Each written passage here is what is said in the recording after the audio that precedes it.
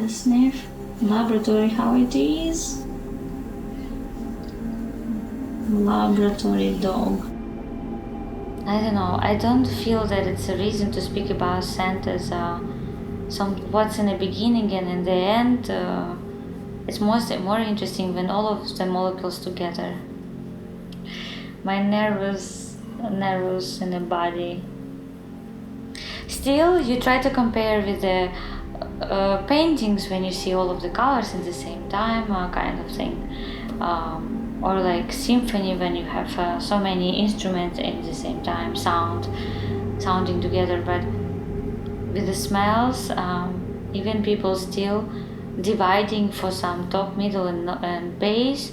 It's just about volatility of some molecules, which can disappear in some hour, but when you just apply scent and you can feel all of them together,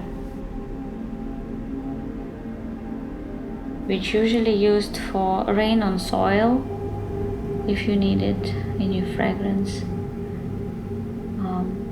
I think terrasol and geosmin, one of the best smells which can make it easily.